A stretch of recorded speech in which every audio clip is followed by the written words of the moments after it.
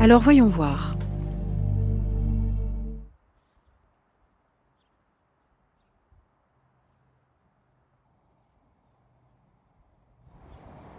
Alors ça commence comme une espèce de traînée, très large mais très dense.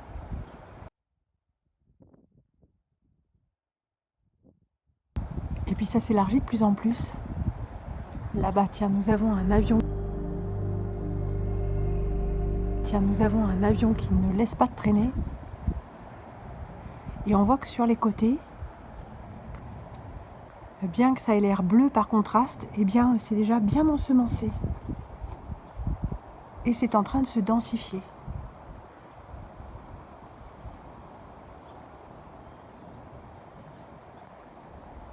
Et voilà le soleil.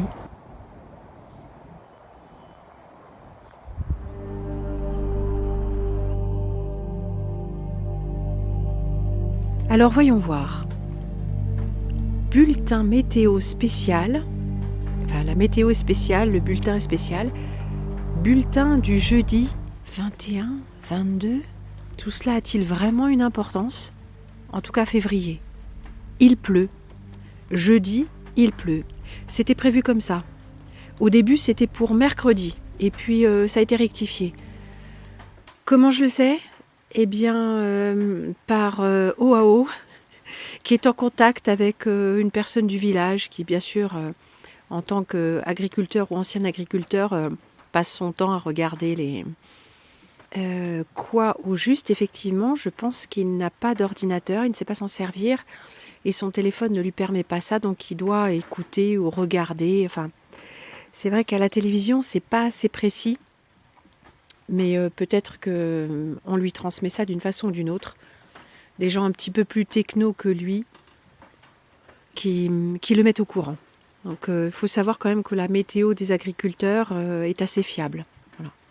Toute météo n'est pas fiable, mais on a déjà parlé de ça, il me semble. Celle des pilotes est particulièrement fiable. Même des tout petits aérodromes locaux. Oui, j'en avais déjà parlé. Oui, j'en avais déjà parlé, mais peut-être que ce ne serait pas inutile de revenir sur le sujet. Pour ceux qui prennent en cours de route, c'est-à-dire qui n'ont pas écouté les 3 ans et demi, presque 4 ans, avec toutes ces chaînes détruites et autant de vidéos un peu passées à l'as. Bon, moi je les ai toujours, mais comme je ne sais pas lesquelles il faudrait remettre et que j'ai plus assez de temps de connexion pour ça, plus assez de temps pour ça, tout simplement. Oui, peut-être qu'on pourrait consacrer un peu de temps de production commune à remettre en ligne des choses... qui ne sont plus disponibles, mais faudrait-il que je sache... Bon bref, je me suis perdue en cours de route dans ma phrase, évidemment. Au cours de mes pérégrinations et de mes pérégrinations en autostop, sur la route de Moulins, justement, il y avait un gars qui m'avait prise en stop et qui m'avait raconté que son métier, sinon son métier, mais son boulot, c'était de monter d'immenses structures, d'immenses chapiteaux, notamment pour le cirque équestre Zingaro de Bartabas.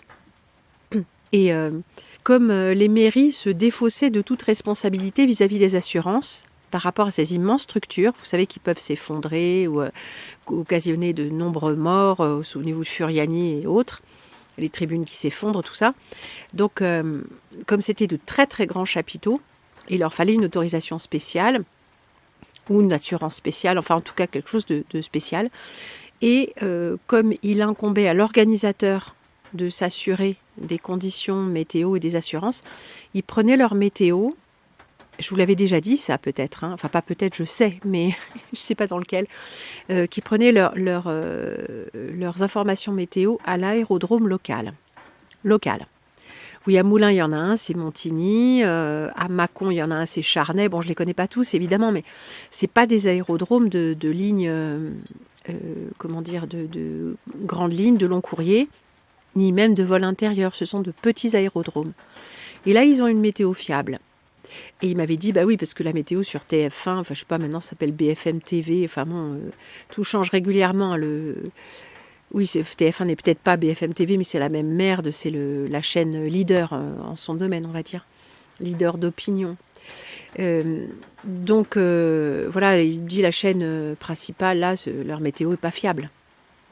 Curieux quand même. C'est curieux. Météo France, c'est pas fiable. Oui, parce que la télé, ça relaye Météo France, ou soi-disant.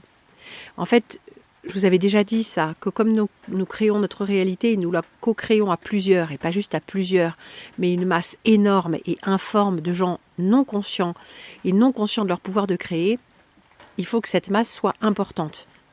La masse critique, elle doit être très importante pour des gens qui ne sont pas conscients. Pour quelqu'un qui est conscient, mais pas conscient spirituellement élevé, nanani, nanana, hein, juste conscient de ce qu'il fait, conscient de sa propre pensée, conscient de ses propres mécanismes. Dès qu'on commence à s'observer soi-même, c'est ça être conscient. Hein, c'est pas être un maître, c'est pas être suprêmement élevé, s'habiller en blanc, ne plus manger de viande. C'est pas ça.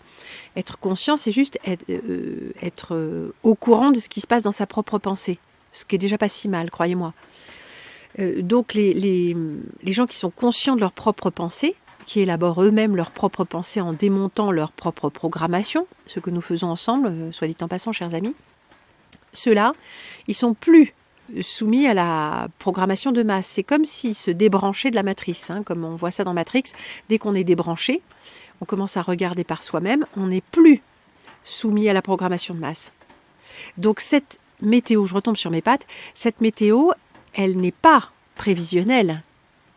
Elle est prophétique autoréalisatrice. Hein, la prophétie autoréalisatrice. C'est-à-dire, ah, demain il va pleuvoir. Oh merde, demain il va pleuvoir. T'as vu René, demain il pleut. Non les enfants, désolé, on va pas pouvoir aller au parc, on fait pas ce qu'on a dit parce que demain il pleut. Oh, alors toute la famille sait que demain il pleut, toute la société entière sait que demain il pleut. Donc, comme c'est notre conscience qui produit les événements dans ce monde matriciel, c'est-à-dire programmé, informationnel, vibratoire, il pleut. Ou pas. Parce que suffisamment de gens qui ne projettent pas d'émotions négatives sur le fait que le lendemain il pleut, ou qui ne croient pas à la météo, ou qui sont contents qu'il pleuve, donc ça ils s'en fichent finalement, ou que ça leur est égal, encore mieux, c'est-à-dire qu'ils n'ont pas d'émotions, et leur esprit ne peut pas être piraté pour créer le réel du lendemain. Pourquoi du lendemain ? Parce qu'il y a un délai dans notre monde matériel qui est, il y a beaucoup d'inertie. Donc on fait créer aux gens les événements qui vont se produire. Et c'est pour ça que tous ces films hollywoodiens sont tellement engrammés avec des éléments subliminaux, c'est-à-dire qu'ils peuvent être visibles, mais qui vont trop vite pour qu'ils atteignent le niveau de la conscience, surtout quand on regarde un film, on suit l'intrigue, on ne voit pas tous ces détails, et ces détails, même quand on les a mis au jour, ils continuent de fonctionner pour l'inconscient collectif, le non-conscient collectif, la masse de cerveau disponible, le temps de cerveau disponible, comme il disait l'autre. Donc cette météo, elle nous est destinée à nous pour que nous la projetions et que nous la fassions arriver. Je vous rappelle que l'eau joue un très grand rôle dans les phénomènes météorologiques, puisque les nuages ou pas de nuages, ceci, cela, c'est l'eau. La pression, effectivement, je ne me suis pas encore posé la question comment le mental humain et les émotions humaines affectent la pression et les différences de pression, mais ça peut certainement se considérer de la même manière. En tout cas, l'eau, qu'elle se condense, qu'elle se décondense, qu'elle forme des nuages, que la nuit, j'allais dire la nuit tombe, la pluie tombe, ou que les nuages se dispersent, qu'ils aillent en hauteur, enfin bon, tout ça, c'est l'eau. L'eau est plus que le support de la conscience elle-même, je ne cesse de le répéter. Donc, notre conscience humaine rentre en affinité avec la conscience de l'eau extracorporelle. Oui, parce qu'on a de l'eau en nous, hein, de 70 à 80%, enfin de 65 à 80% selon notre âge. Un bébé, c'est plein d'eau, etc. Mais notre eau corporelle rentre en affinité avec l'eau extracorporelle. Donc microcosme, macrocosme, toute l'eau qui se trouve en dehors de nous, en dehors de la membrane de ce qui est nous, c'est-à-dire la peau ou l'aura, enfin allez savoir. La membrane, il faudrait voir où est-ce qu'on la situe, la membrane entre ce qui est moi et ce qui n'est pas moi, entre ce qui est moi, ce qui est le monde extérieur et l'univers. Alors quand je dis moi, c'est toi, c'est nous, c'est voilà, évidemment. Mais cette vibration que nous envoyons à nos cellules, nous l'envoyons au-delà de nos cellules. Et il n'y a pas de frontière nette quand on se rapproche assez près. Donc l'eau étant le vecteur de la conscience, c'est par l'eau que le mental humain crée la météo. Voilà, c'est un raccourci mais qui dit exactement ce que je veux dire. Donc ça suffit pas. Apparemment, nous sommes peut-être trop nombreux à nous être réveillés à la supercherie, ou sinon à nous être réveillés à ne plus projeter ce qu'ils veulent de façon satisfaisante. Et nous voyons une corrélation extrêmement nette, beaucoup d'entre vous l'ont vu de façon différente, une corrélation très très nette entre les motifs de quadrillage céleste et les phénomènes météorologiques qui s'en suivent. Hier, il faut que je parle de la journée d'hier. Voici quelques images de la journée d'hier.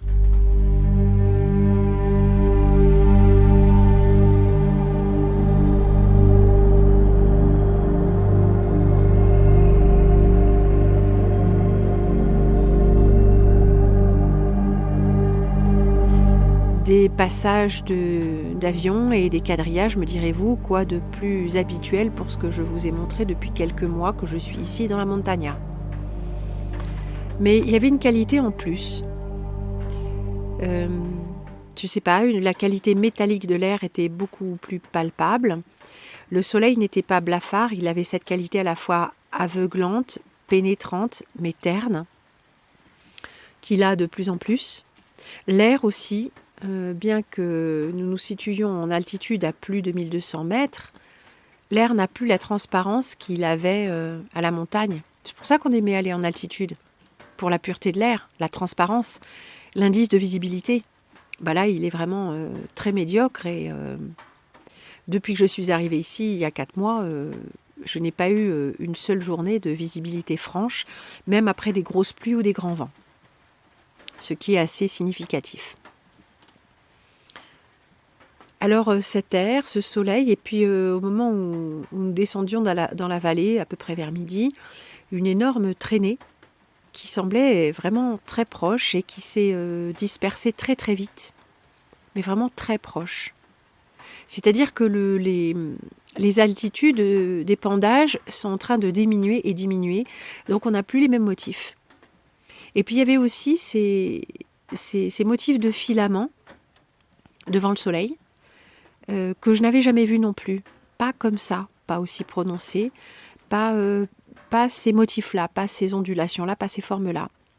Et puis bien sûr, particulièrement difficile à capter, mais que vous noterez tout à fait, changeante d'instant en instant, de seconde en seconde, et comme je devais m'arrêter, parce que je portais quelque chose, j'étais sur le chemin et je devais m'arrêter pour tirer de ma poche l'appareil de téléphonie qui me sert à prendre les photos, j'avais toujours 2 ou 3 secondes de retard. Donc je n'ai pas vraiment capté exactement ce que je voulais vous montrer, mais autour du soleil, un halo. Alors ça, on en a déjà vu. C'est vrai, on en a déjà vu, je vous en ai déjà montré. Mais celui-là était particulièrement poussiéreux, de poussière métallique, de poussière, je ne sais pas. Et autour, une parélie, ou en tout cas un début de parélie. Oui, ce que j'appelle les parélies, souvent c'est un début de parélie avec ces petits points, ces points lumineux extrêmement intenses, mais je les ai jamais vus vraiment intenses. Je vois leur stade avant celui de l'intensité lumineuse, qui est un petit point de couleur arc-en-ciel.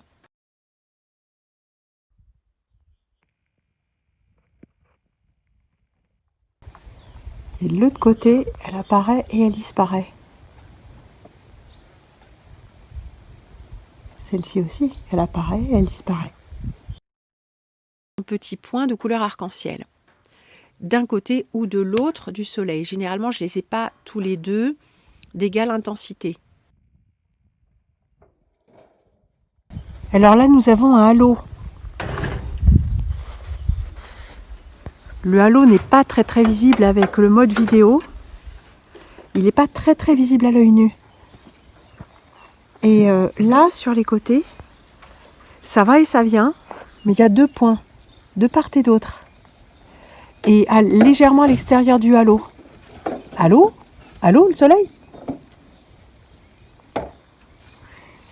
Des points sous forme d'une petite iridescence. Et quand ils deviennent plus prononcés, c'est vraiment un point lumineux assez fort.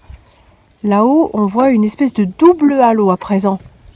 Le halo du soleil et le halo des nuages. Alors là, on a un ciel très très voilé depuis ce matin. Incessant passage d'avions, et même avant les passages, Le ciel était laiteux, blanc, enfin pas bien net.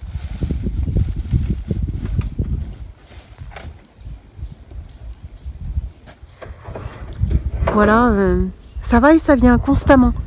Il faut qu'il y ait de ces petits nuages pour rendre la chose visible. Disons suffisamment dense. Et pas tous les deux d'égale intensité, mais ils se situent à égale distance de part et d'autre du Soleil. Et là, nous avions de part et d'autre du Soleil 2 petits points plus ou moins lumineux, mais d'arc-en-ciel, les deux en même temps. Alors, c'était très changeant. Les deux en même temps par instant. Et puis l'instant d'après, l'un des deux disparaissait, voire les deux. Et l'un des deux, notamment celui de droite, a atteint la véritable intensité d'une parilie. Donc nous avions, pour récapituler, le Soleil au centre d'un halo. À droite, surtout, un point lumineux intense. À gauche, un point lumineux arc-en-ciel. Et j'ai même vu au-dessus, je ne me souviens plus exactement, mais en dessous, par intermittence, quand les points des côtés disparaissaient plus ou moins, un autre point lumineux. Voilà. Ce qui me fait penser, bien évidemment, au halo derrière le visage du Christ, le Christ solaire, culte cryptosolaire. Et comme c'est autour de son visage, nous avons un halo, son visage, ou en tout cas sa tête figurait le soleil, de part et d'autre des rayons, enfin les bras d'une croix, et en haut le bras d'une croix aussi. En bas, le bras de la croix étant son corps. Donc il y a toujours, comme on pourrait dire, ces 3 points figureraient les 3 rayons, le 4e étant invisible, masqué par le corps de la représentation du Christ fait homme, enfin du Fils de Dieu fait homme, le Christ. Christ, je vous le rappelle, ne vient pas du mot croix, hein, ça s'écrit CH et non pas CR, et c'est une racine grecque et non pas latine. Croix, c'est crux, c'est latin. Christ, ça veut dire or.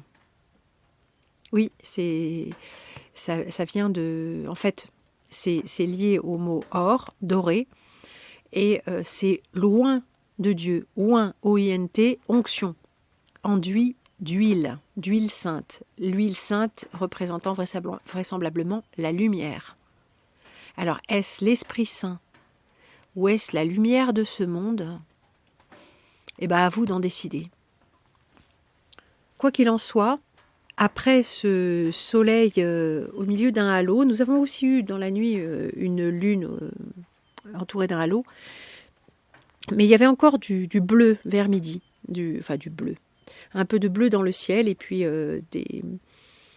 non pas tant des traînées ou des quadrillages, non pas tant des lignes nettes que des zones, des bandes, mais au contour très très flou. Des bandes rectilignes, mais au contour très très flou, très nimbé. Et on avait derrière les montagnes dont la crête était encore enneigée, du blanc de brume. Mais il n'y avait pas de brume puisqu'il n'y avait pas d'eau hier. Pas d'eau du tout, c'était très sec. Donc cette brume qui semblait presque autoluminescente, blanche, un blanc terne, comme les lumières de néon, vous savez, c'est désagréable à l'œil. Et puis au-dessus des bandes bleues, des bandes blanches, pas vraiment des rayures, mais comme des bandes de brume, quelque chose comme ça. Et puis bien sûr, ça s'est intensifié et accentué au fur et à mesure des passages d'avions, que l'on voyait de moins en moins. On les voyait comme ça en traînées blanches sur fond blanc, et même cette brumasse blanche était tellement basse que nous avions peine à voir même les avions qui passaient à basse altitude. Ils apparaissaient à travers cet écran, comme un peu du calque, comme un peu une fumée, mais complètement homogène. Et à la fin de la journée, ou disons même avant la fin de la journée, dans l'après-midi, le ciel était devenu comme opaque, légèrement opaque, c'est translucide, oui, c'est vrai, soyons précis. Translucide, blanc. Et j'ai tenté de faire une photo pour rendre ça. Donc j'ai dû faire plusieurs réglages.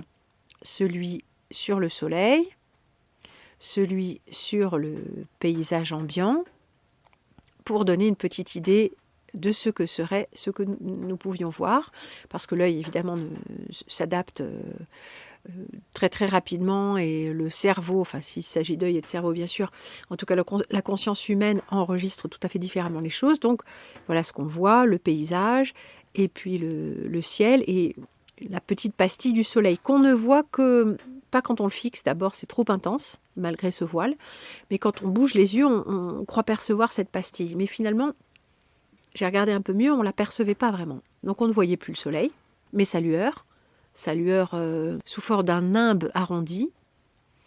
Tout était d'un blanc métallique, et quand le soleil s'est couché, c'était encore plus net. La lune est apparue à travers ce même nimbe, et on continuait à voir, malgré tout, des avions passer et larguer des traînées. Donc la nuit n'était pas aussi épaisse que le jour. Et ce voile, cette brume métallique conduit extrêmement bien la lumière lunaire. Alors la lune devait être à son apogée, là vraiment très très haute, toute petite, mais la lumière, bien qu'elle ne soit pas encore pleine, était vraiment impressionnante. On pouvait presque voir les couleurs. Donc la journée d'hier, bien que je vous ai déjà parlé de tout ça, que j'ai attiré votre attention là-dessus déjà de nombreuses fois, la journée d'hier était vraiment particulière dans la qualité de lumière, la qualité des épandages, la quantité des phénomènes, parélie, halo, brume, nature de la texture de l'air, tout ça, et surtout l'impression que j'en ai retirée, une impression très très très étrange, et en plus des malaises légers que nous avons pu constater, quoi. Bon, bien sûr, voie respiratoire supérieure, inférieure, le cœur, enfin, selon la prédisposition de chacun, on n'était pas bien. Et bon, c'est une journée où on n'a pas trop regardé le ciel non plus, parce que ça aussi, on s'est rendu compte avec OAO que plus on regardait le ciel et le soleil, notamment pour prendre des photos, plus ça nous secouait.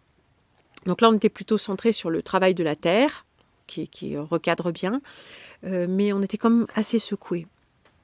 Donc il y a eu une qualité particulière hier, et très très nettement, pour en revenir là où je voulais en venir avant de redigresser légèrement, la lumière du soleil était extrêmement atténuée.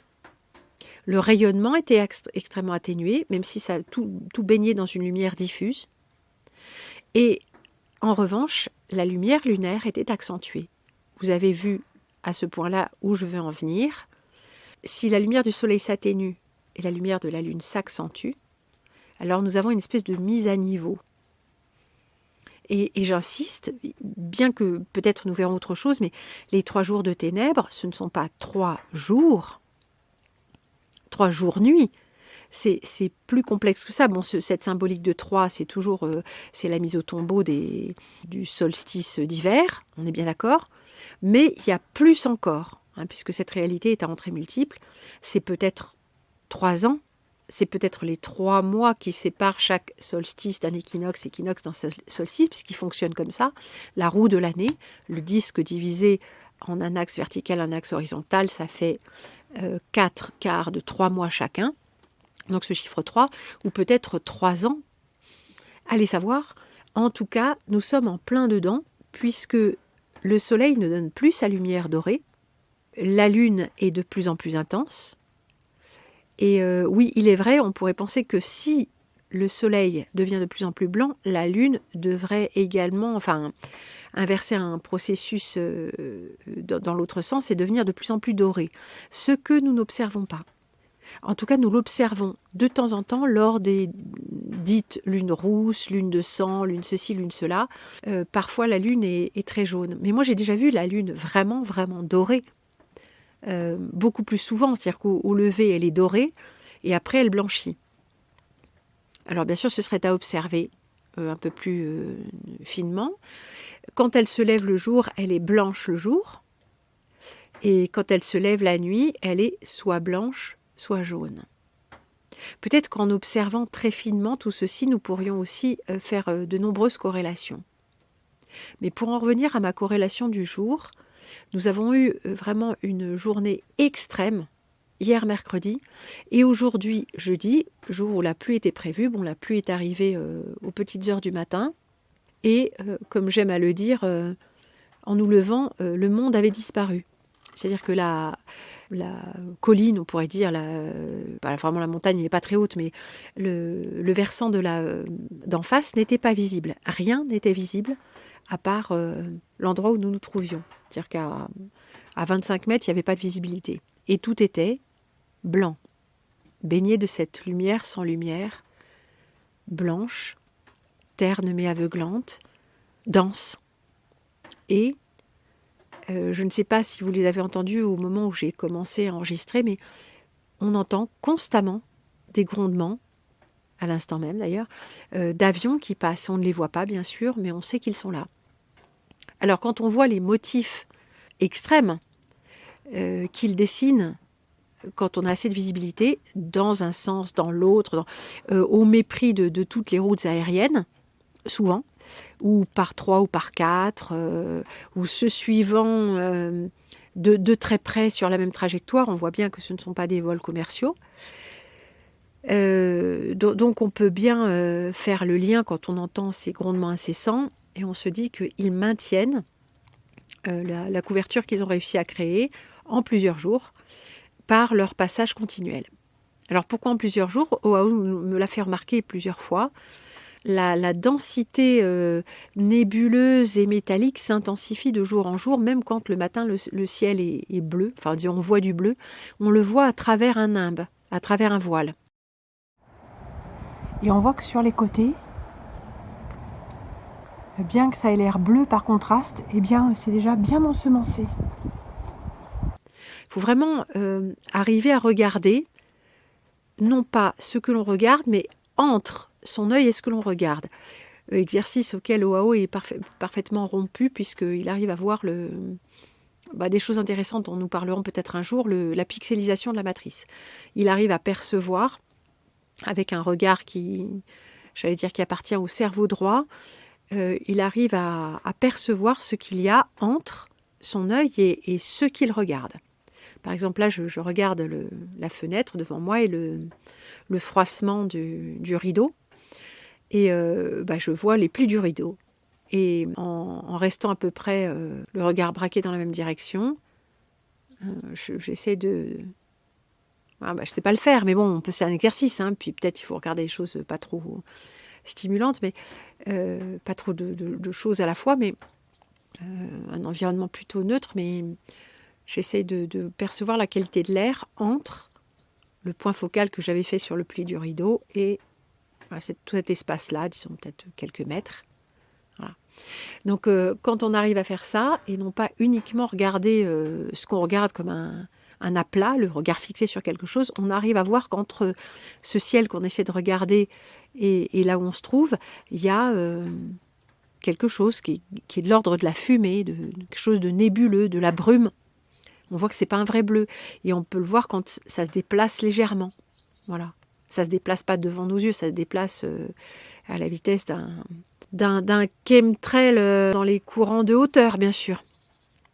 Donc ça nous demande de la vigilance pour voir ces phénomènes se produire, de la mémoire pour nous souvenir ce qu'était la veille, l'avant-veille, le début de l'année, il y a 2 ans, il y a 5 ans, de la suite dans les idées donc, de la force morale pour ne pas se laisser déprimer parce que cette lumière est particulièrement déprimante, et aussi du détachement pour nous dire que de toute façon ici ça n'est pas notre monde, ou plutôt la qualité vibratoire que nous expérimentons maintenant n'est pas notre monde.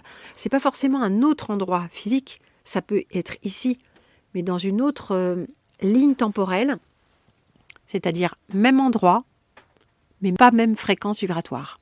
C'est peut-être ça, changer de ligne temporelle, ce n'est pas comme Philippe Guillemot avec ses tunnels, enfin ce n'est pas. J'ai pas dit que c'est ça qu'il dit, mais il présente des tunnels avec des bifurcations. Ce tunnel n'est pas un cheminement physique, c'est un cheminement vibratoire. comme nous vivons tous dans des réalités vibratoires légèrement différentes, nous n'expérimentons pas les mêmes choses. Certains trouvent facilement des places de parking, et c'est en ça qu'ils s'extraient légèrement de la programmation matricielle lourde, matérielle de base, parce que rien ne peut expliquer ça systématiquement, sinon que c'est l'esprit qui crée la réalité. Et d'autres créent des choses encore plus extraordinaires. Et pas dans tous les domaines de notre vie en général. Voilà. Mais nos lignes temporelles se chevauchent et se séparent constamment les uns des autres. Nous habitons la même matrice, mais nous ne sommes pas constamment reliés au même terrain vibratoire. C'est-à-dire que, par exemple, si je descends en ville, je vais rencontrer des tas de gens à qui je vais pouvoir parler, entrer à la boucherie, à la boulangerie, parler à des gens qui n'expérimentent pas le même niveau vibratoire de vie que moi. C'est pas que je les rencontre jamais parce qu'ils ne peuvent pas me voir, parce que je suis transparente pour eux, mais parfois ça va presque jusque-là. Des gens vous disent « je t'avais pas vu », alors que vous êtes habillé en rouge au milieu de la pièce. C'est donc que vous et cette personne qui ne vous a pas vu ne vous situez pas dans le même espace vibratoire. Dans le même espace physique, oui, mais pas vibratoire. On peut dire ça comme ça. À cet instant, j'entends un nouvel avion. Donc pour conclure, nous pouvons dire qu'il y a une corrélation évidente entre les choses que nous voyons quand c'est en phase de préparation et quand c'est en phase de réalisation. Ça, nous l'avions tous vu. Enfin, non pas tous, il y en a beaucoup qui sont dans le déni. Mais selon l'endroit où nous vivons et les motifs que nous observons, il y a des effets différents. À certains endroits, c'est la sécheresse qui est recherchée.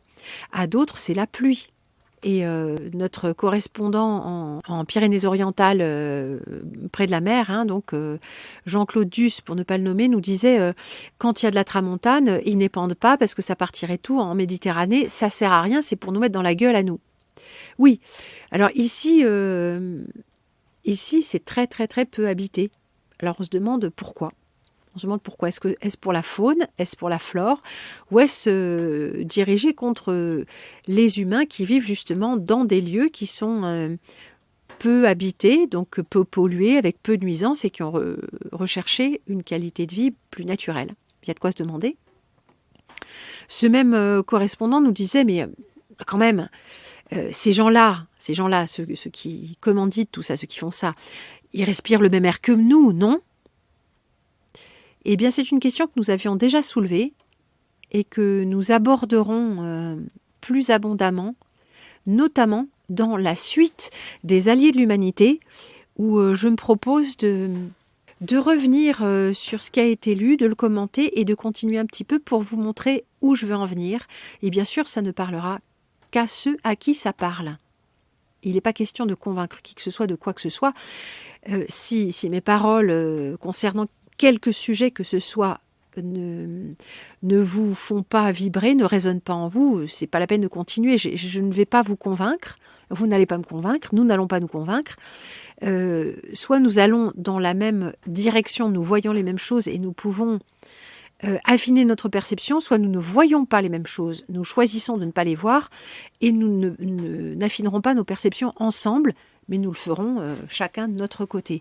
Et c'est bien comme ça. Parce que personne ne peut dire à ce stade où est la vérité, sauf les cuistres.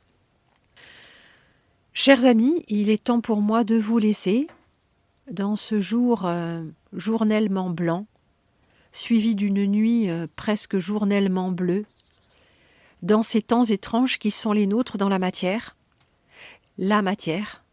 disons cet état vibratoire de la matière, cet état de plus en plus instable de la matière, où maintenant, c'est toi qui décides de la réalité.